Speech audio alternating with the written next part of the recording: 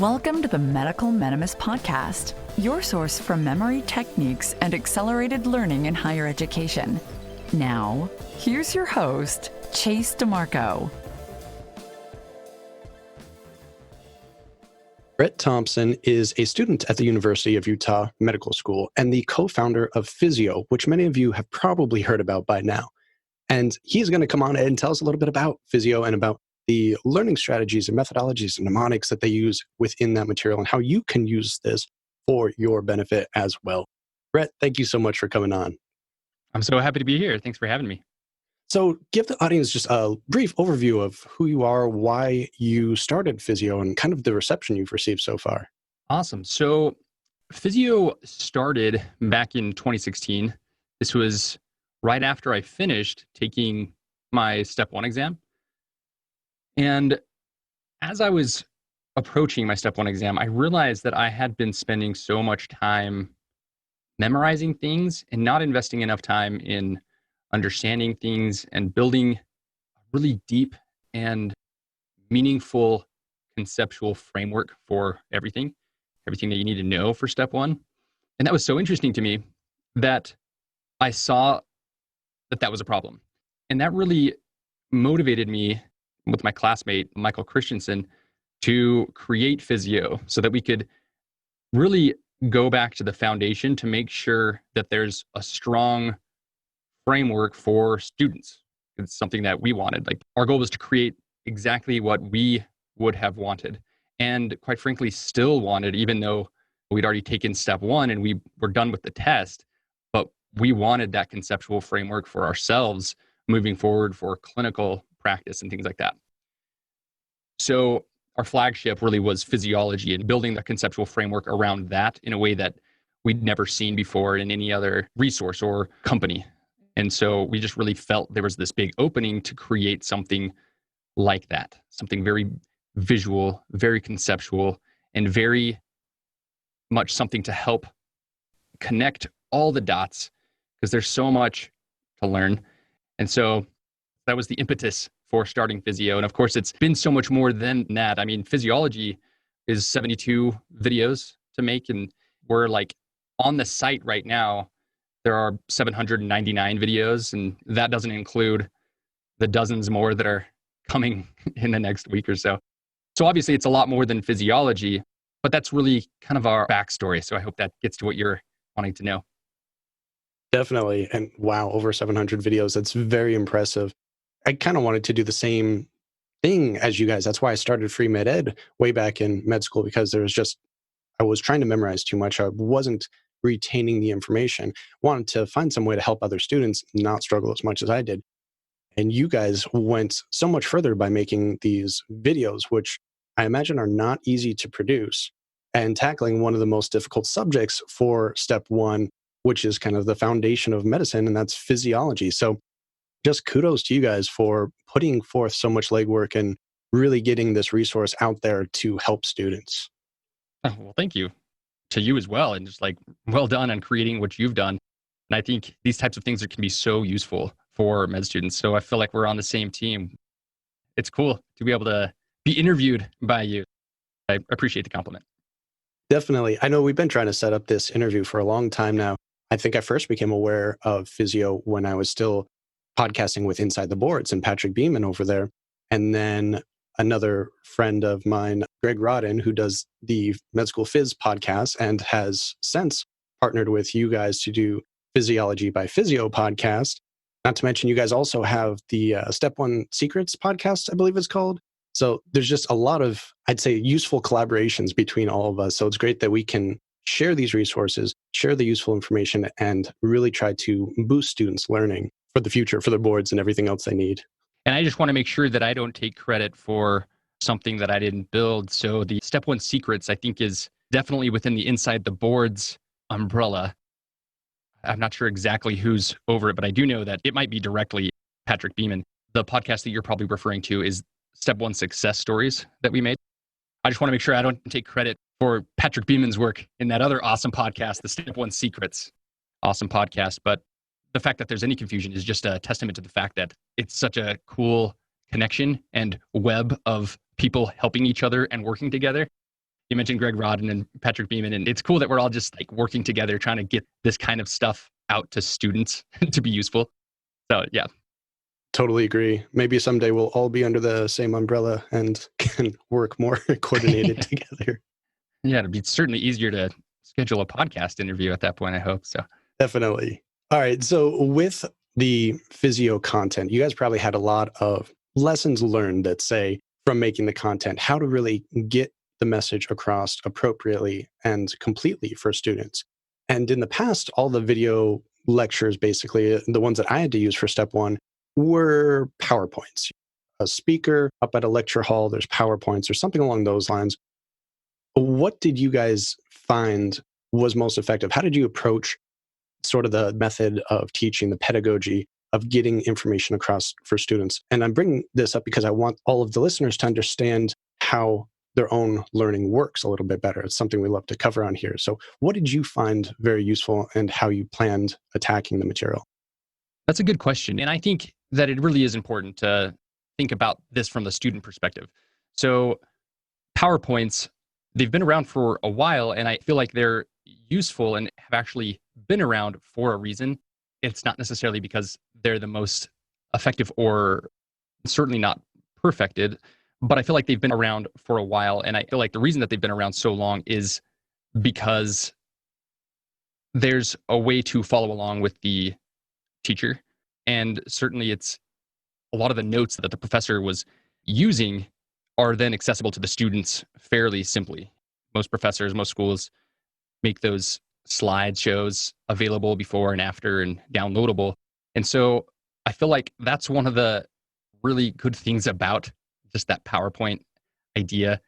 And so I bring that up because I feel like it's important to recognize what students are hoping to get out of a lecture. And a lot of times I'm envisioning myself, back in preclinical years and learning. And I feel like I was oftentimes nervous that I wouldn't be taking notes fast enough or that things I would hear and perhaps learn or get exposed to in the lecture, but then not be able to have a way to effectively record that and review that. So I feel like that anxiety of hoping to be able to like lock in information in a more permanent way has been stressful. So anyways, PowerPoints are useful, but there's so much else that students need in order to be able to have that comfort that they're going to understand things and recall things when they need it. Getting back to your question is about specifically how we've approached making our content. When we started Physeo with our focus on physiology, we were really thinking about how to make a big framework and how to make that framework very intuitive and natural and almost effortlessly learned and memorized. And that's really the approach that we took. And so you take like renal physiology, for example, there's a lot of nuances to everything there. And if you understand the physiology, then so much else makes sense. Then you can really piece together the pharmacology related to the kidneys and really pieces things together. So our idea was to make sure that everything was visual, that we could capture the student and keep their attention at every step of the way and not get so excited about what we were saying, but make sure that it was clear what they should be seeing and how they should think about certain topics. So we would walk through some of the most complicated things, the things that we actually thought were the most complicated and difficult for us, and then just try to reimagine every aspect of it and build it from the ground up in a way that is a lot more intuitive, like what substances get reabsorbed at various parts of the nephron, and why is that even important to know? And those are things you could easily find yourself just memorizing facts like that, but you can spend a lot of time trying to lock that in, but it's not really going to stick if you don't fully understand it. And I feel like that's been our recipe for success and why Physeo has really taken off is because we've been able to accomplish that and things just make sense. We just hear back from students that they just get it. Like they understand the relevance and all the details just make sense and are kind of locked in. So the theme here is that understanding is key. And I think sometimes as a medical student, we're working so hard to memorize something because we want it to be with us on the test. And that is a good goal to have. You definitely want it to be with you on the test. But I think sometimes you can sacrifice deep understanding that's going to make it a lot more meaningful and easy to memorize. And so it's kind of like, don't put the cart before the horse. Like, understand, just make that paramount. Make sure you understand it. And then if you can do that, then memorizing is the next question. And usually understanding, that'll help you memorize. You kind of bring up an important topic there, and that is that deep understanding is very difficult to get. So I'm glad that you've received so much positive feedback on your material that you do explain it in such a manner to get that deep understanding. I know that there is a lot of physiology I never learned very comprehensively when I was in med school. So I still struggle with things. And the focus was to jump to memorization because I didn't have the comprehension. I didn't have a resource for it that I felt was working for me anyway. So I had to rely more on memorization. And a lot of the resources I use seem to indicate using a lot of memorization too. But also the aspect in which the material is created. So, like we were discussing with PowerPoints, they are kind of passive. Yes, it gives the student that comfort level because they have the material to reference later on, but it's still a passive learning technique. It's just like rereading your notes, rereading a chapter of the book. Something we cover a lot in this podcast is that passive techniques don't work for the long run. You need to be more active. And you can be more active with that when you have a deeper understanding. You can question yourself and question your friends and just get to more complex aspects of that physiologic process if you have that deep understanding. And then that leads to longer term retention. Yeah, I agree. I feel like that's key. And it's something that you guys also do is utilization of visual mnemonics, correct? Yes. Obviously, we're on a podcast about learning techniques and mnemonics. So, how have you created yours? What methodology did you use, or how did you learn to make these? And what have students been saying about it? Because I know a lot of students do like to use pre made mnemonics because it can take a lot of time to make your own sometimes. But also, an interesting aspect of that we cover a lot is sometimes using someone else's mnemonics aren't going to be as strong for you. So, I'm just kind of curious what your thoughts are on that and how you guys created your own. Good question. So I think it's important to realize that mnemonics can come in many shapes and sizes. Mnemonics can be something as simple as mad as a hatter, dry as a bone, red as a beet. And we love making those. And those are just riddled throughout all of our content, even outside of the image mnemonic specific lectures, physiology and pathology and immunology. You'll see lots of those. I think it's important to recognize that because then it makes sense that when you're talking about image mnemonics, where we create a story and there's a visual aspect to it, that's really not something you can do on your own effectively without a team. It's something that's not super feasible. And I really appreciate what you pointed out that when you can create something on your own, then it can be very valuable and more memorable. And I think that is often the case. But I think when it comes to complicated, kind of big themes, like memorizing all of the side effects together with a certain drug, and then remembering what the indications are for that drug and the mechanism, and keeping all that together is really difficult. And so that's where image mnemonics come in, where we really focus on creating a story in order to help students memorize that and lock it in. And the principle being that us as humans are hardwired to remember stories. We can recall those much easier. So that's kind of our philosophy on that.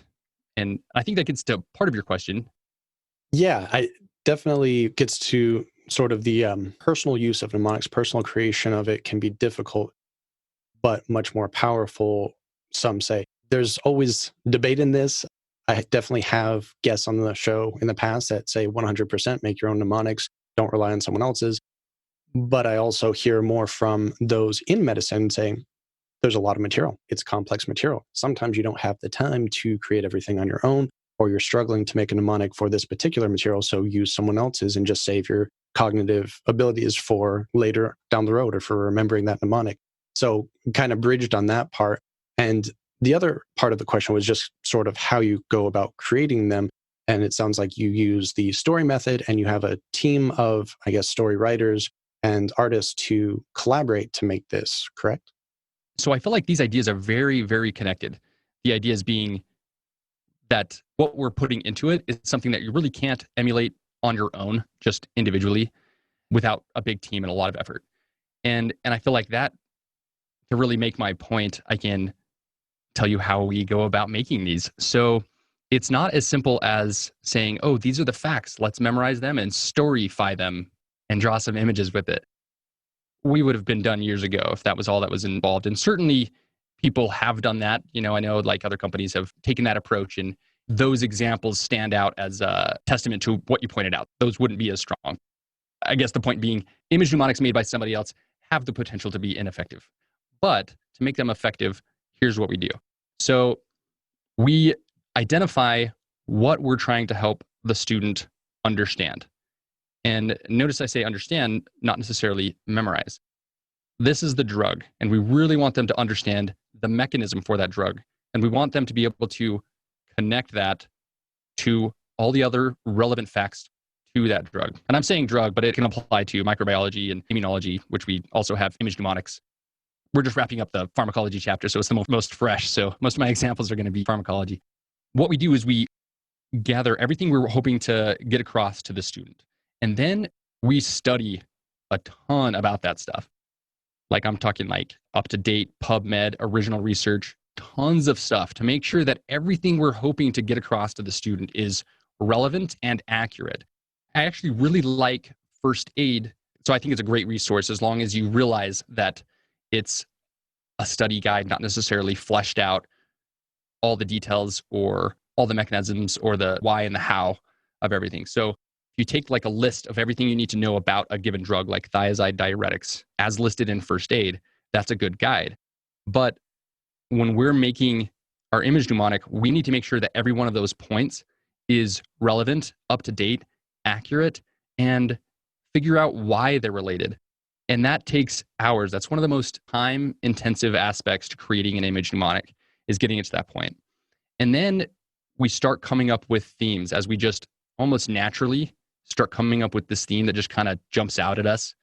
And I'm thinking from like a personal perspective. So as I'm creating these, I just start thinking about something random. And if it might seem, well, I say random, that's actually like the worst word to use because it's not random, but something that seems like if something just comes to me, why does this image come to my mind while I'm like talking about this stuff? And then as I'm thinking about that, then it like pieces together to some other topic as well that's within the same thing that I want the student to memorize. And so a theme is born, and then we're able to assign ideas to each one of the concepts that we want the student to know, and then see how they're all connected, and then create like a really interesting narrative and creating like a gripping story. Once we do that and we flesh it out, you know, we hit roadblocks that we're like, how does this random thing fit into our story now? Like, this is an important fact. People need to know that thiazides can have this side effect, but how do we get the symbol that we thought of for that side effect to fit into this story? If it doesn't fit in well, then you get like random crap. Just because you can draw a picture that throws a bunch of symbols together and put it in a single image, that's not going to be effective to remember. And so there has to be a reason why it's in the story and how it fits in that narrative. And so that's kind of like from beginning to end, like heavy research, lots of just kind of letting your mind go and just kind of like brainstorming, bringing it together. And then we pass it to an artist and we just build it from there. So that's our, without being super boring with like nitty gritty details, but like that's the goal. Okay, got it. I think to summarize, I think your process is very similar to mine. So when I'm creating my visual mnemonics, I will take some resource that summarizes the key points, at least the key points for me. So you could start off with something like first aid or any other review book that has what they think are the most important points of that topic. Or if you have your own notes and you've been editing it over your curriculum, over your academic career, then you know which topics you need to remember. You can get rid of extraneous information because you already know it, or it's not that relevant, or whatever the fact might be. Now that you have your list, you can start just thinking of visual associations with them. And with those visual associations, at least for me, then I will have more of an idea once I have kind of an arbitrary list or a starter list going. then I can make a story with them. And then you do need to find the associations. Is it increasing this? Is it decreasing that? Is it having a positive effect or a negative effect?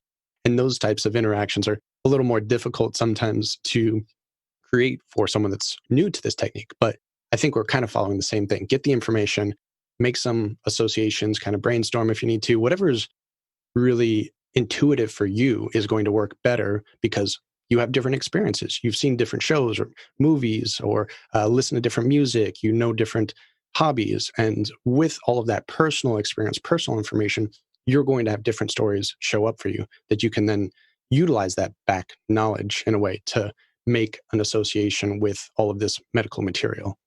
Yeah, that's a really good point. I think that sometimes as I've been creating these, I've learned that something that might be intuitive to me to remember isn't necessarily intuitive for somebody else. And so it's really good that we have a team to really just screen that. You know, I remember we came up with this story for a bunch of laxatives, and I love how the story turned out. But at some point, I was thinking that we should have like John Cena, the wrestler, in it.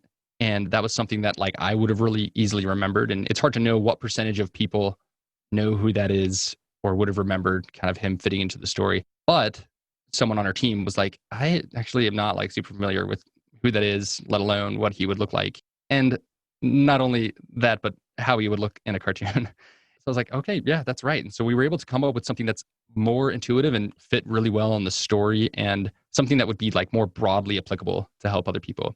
But I really like the point you make because everybody has a different set of experiences and some things are going to be intuitive that might not be to someone else.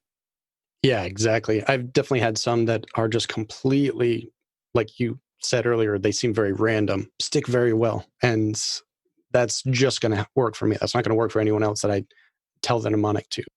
So I try to kind of break down the process. So if students want to investigate doing this on their own, or they're having trouble with a pre-made mnemonic that someone else created, another company created, you guys created, they can kind of work their own out and still have the skill as well. So it's kind of interesting to hear how this process works for different people and some of the similarities, some of the differences. Well, I guess I just want to clarify that I think that there's like the team that we've built and being able to create image mnemonics in the way that we've done is something that if you're just studying and you haven't built a company or a team and stuff like that, then it's going to be hard to replicate that. But I think that if I'm understanding correctly, the goal is to really I certainly want to give students tools that they can use wherever or whatever they're using. And so that's why it's important to be realistic about don't make making image mnemonics your goal. I wouldn't do that. So this is me stepping away from, obviously, we put a lot of work into this to make it so students shouldn't have to do that by themselves. You know, we want them to be able to use this. That's done for them. But what you need to do on your own, I feel like there's actually a bunch of steps. I don't want to like get ahead, but if you want to talk about like the toolbox that I would recommend from what I've seen, I'd be happy to go into that, but I don't want to go into that if you're in charge of this, Jason. I mean, it's up to you. If you have a quick depiction of that, that would be something that the audience could like put into place right now, I'm sure they would enjoy that. Yeah, what I'm kind of curious to know what you mean by toolbox. Are you saying internal process or like physical tools and software and stuff that you use? Good question. I'm thinking personal, like for your mind and how you're kind of building everything out in your mind and how you're locking things away and understanding them. Yeah, I think that's something that everyone can relate to. They can all work out their own process, but having someone else's in mind can give them a baseline, a foundation to start with and then tweak on their own, I think. Everybody thinks just a little bit differently. And I think I've developed, my own through lots of practice and hearing from other people. And I think that I'm fully aware that any advice that I give is going to have to be heavily adapted to what an individual's needs. So I agree with what you're saying. So some of the things that I think that are very important really boil down to, or I guess I should say, the tools that I would like to put out there are really just a couple of questions that I think you should get in the habit of asking yourself as you're learning anything. So the question would be ask why or how. Like, for example, in acute inflammation, prostaglandins can cause swelling. You can memorize that. Or if you try to ask yourself and figure out why or how prostaglandins cause swelling, then you start to make a connection that's a little bit more logical. For example, you can answer that question by saying that prostaglandins cause postcapillary venules to become more permeable. So they leak more fluid and you cause edema in the interstitial tissue. And so by asking that one question, you start to make a bit of a framework. And that brings me to my next big question that I think you should ask yourself, which is asking, how does this fit into a larger framework? So, for example, you've learned that prostaglandins you've studied prostaglandins to some degree. You've asked yourself how they do what they do. And then you're asking yourself, how does this fit into a larger framework? Is there a larger framework that they fit into? And probably the most common answer, the most immediate framework that most people would think about would be the acute inflammation. Like prostaglandins are released in acute inflammation. So what you've done after you've answered those questions is you've connected prostaglandins to swelling and why that occurs and acute inflammation. And you've started a strong framework. And just to take this example a little bit further so you can see how valuable this can be, let's say now you've got a clinical scenario where somebody has been playing soccer and they sprain their ankle and now their ankle is swelling. And now you've got this connection. You're thinking, okay, well, swelling occurs in acute inflammation. This is like right here, happens to be an example of acute inflammation. And prostaglandins are released in acute inflammation. And prostaglandins have many actions. One of those is, as you just connected, was postcapillary venules that get more permeable as a result of prostaglandins. So then when you think, well, NSAIDs are often prescribed when somebody rolls their ankle for a few reasons. One of the reasons is that it can reduce swelling in the ankle. And so then you start to realize, okay, well, the NSAIDs reduce the swelling. And that makes sense because I know that prostaglandins are what are blocked. The synthesis of prostaglandins is blocked by NSAIDs. And if you're reducing the amount of NSAIDs flowing or reduce the amount of prostaglandins floating around, then you're reducing their activity on the postcapillary venules, making them so they're not leaking as much fluid, and that would help reduce the swelling. And so that framework from beginning to end is built just by asking those two questions, how and why, and then how does this fit in a bigger framework? And if you can do that for everything you learn or everything you study, every topic, just like those two questions, get through those, then you're going to build this almost naturally. And you're not going to suffer as much trying to memorize things because you've made them more intuitive and you'll know when things are relevant. I like it. And getting in the habit of that's probably going to be a little difficult for students at first, but there's plenty of material out there about building habits, habit stacking. If you get into the habit of asking these two very simple questions, you kind of have to think through the entire process. You have to think forward and backwards. Where did it come from? Where is it going? And how can I stop it?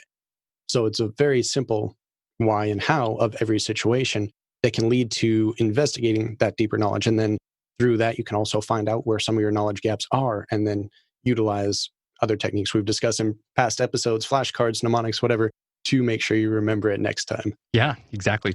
And before we get to the end of the show, I did want to make one little pivot here because I'm really curious to hear your thoughts on the collaboration you guys have been doing with Inside the Boards as far as the Step One Secrets podcast, because that is something that a lot of students are wondering now. And I think I've asked you in the past too, through text or email, like, what are you guys going to do? Are you going to have another season now that Step One's going past fail? What are your thoughts on just the relevance, the importance of Step One coming up in the future? Yeah, so me and Patrick Beeman collaborated on Step One success stories. And that brings up a really good point because that tagline for that podcast is the playbook of those who dominated the USMLE. So the idea is like the score is super relevant, in every episode we share, or most every episode, the person we interviewed was comfortable sharing their score and, we would announce that for the listener and help make that kind of a big thing. But moving forward, the score is not super important because it's moving to pass fail, like you pointed out. And so just thinking about Step One going to a pass fail system, like I am not in any way opposed to that. I feel like there's a lot of nuances. And I think when a big organization makes a decision like that, there's a lot of unforeseen consequences. And I think they're going to deal with that. I mean, I can't predict them. The biggest consequence that I see is that it might hurt international medical students who are trying to apply. And step one is one of the biggest things that they can do to separate themselves. And so there's going to be some challenges. But I think that overall, you still have to know the material. And I feel like it might be nicer. Like, I'm really trying to put myself in that shoes of students, like back then, because it's a different world. Because I had to think about the score, like at all times. That was paramount. But I think that it's going to be really helpful for students to think about step one as being an opportunity to just engage in this material and learn this material that's going to be with you and really lock it in and make it intuitive and useful for you long term. And like I said, I don't know, you still have to know the material, and I don't know how residency programs are going to distinguish students academically as much after it goes to pass fail, unless they're going to start utilizing step two more and grades more. And the only downside I see to using grades more is that I feel like a lot of programs right now have had a lot of success at increasing the camaraderie and the morale amongst their students because they've had their curriculum pass fail. So now a lot of students are in the situation, or they will be once step one goes to pass fail, where the courses will be pass fail and step one will be pass fail, which my concern is that grades will start returning amongst the medical schools. I really think that camaraderie and just having good morale and just trusting your classmates and wanting to help them, and I feel like that's so powerful, and I would hate for that to go away if medical schools kind of return to that more graded scheme. I have to apologize. I keep saying secrets instead of success stories because Ted O'Connell's Step 2 Secrets podcast is also under the Inside the Boards umbrella there as far as podcasts. I keep mixing up the words there. But yeah, you're totally fine. And I want to point out that I am not in any way offended by that. I'm flattered. And the only reason I correct you is so that I don't get too much credit. I think that what you say there is very important too. And from my discussions with a lot of physicians and a couple of residency directors and residency coaches, is that yes, the step 2 is going to become more important, which it should have been from the beginning, because most physicians seem to also agree step 1 is not a proper indication of anything that's going to necessarily be a strong indicator of your clinical presence. It's material that you don't use as much as step 2 material. It does show that you're a good test taker, but I haven't seen anything that relates to long-term patient care or collaborations with others or any of the other aspects of being a student and later a resident and physician that step 1 has been a good indicator for. So that's just my 2 cents on it. Can't imagine them going back to a graded system necessarily, because those are going to be too variable. It's not going to compare from one school to another. One thing I have heard a lot of physicians saying is that extracurriculars, more research, writing medical blog posts, going on podcasts, or starting your own, those kind of extracurricular things are probably going to have a greater impact and show that you're a more well-rounded student and future physician than just a good test taker necessarily. So I don't know. I'm not one that will make these decisions. I'm just kind of trying to put together all of the things that I've heard over the past couple of months, and hopefully some of that will provide some guidance for the students. But I do think with step 2 becoming potentially extremely important, a lot of the material from your podcast, even though it's related to step 1, is still going to be useful because it's study techniques, it's strategies, it's what people used to gain really high marks on these standardized exams. And they're still going to need to do that for step 2. So one thing I did notice is that pretty much everyone I've heard on your podcast has a very different story. It's not like what you see in the medical student forums. Oh, just do UWorld 2 times, 3 times, and you'll be fine. Everyone has a different strategy. And I'm wondering if you've noticed a couple of maybe patterns that the audience could gain from that. That's a very good question. In fact, the patterns that I've noticed that have really helped me create the advice that I've already given. So what's paramount is understanding. The one thing that amongst all of the different the different techniques that students would use that we interviewed, it was so variable, like you said. But the theme that kept coming up was that they understood the material. Like they made sure that whatever they did, they understood it. It made sense. They knew how to apply it.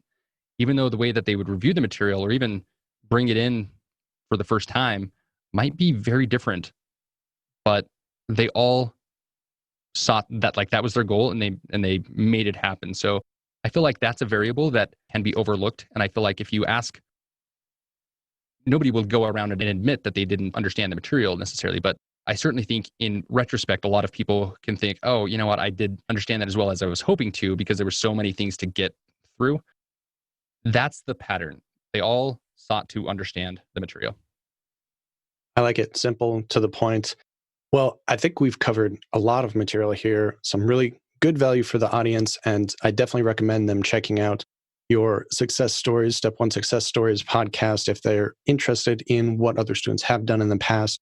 Obviously, we have Physeo here for learning of not just physiology anymore. And I guess you might have to consider a name change at some point, won't you? Because now you have not just physiology material on there, but pharmacology, pathology, everything else. But where can the audience find more about you and obviously the content that you're creating? So we were really lucky and we were able to buy the domain name physeo.com. So physeo.com. And yeah, so you can go there. And then I just want to point out that it is a natural inclination to want to change the name because we're so much more than physiology now. But we've decided that physiology and the idea of Physeo, kind of just the brand that we've created, is all about making sure that everything is just so connected, and understanding pathophysiology is just central to everything, even as we're creating our step 2 library, that it's going to be step 2 by Physeo. Like up to this point, even as we've added all this material, people have really internalized this idea of Physeo being foundational. So we're going to keep the name for now. Great. All right. Physeo.com. Search for the Step 1 Secrets podcast on your podcast player. And Rhett, I want to thank you so much for coming on the show and sharing your experiences with us. Thanks, Chase. It's been a pleasure. Thank you.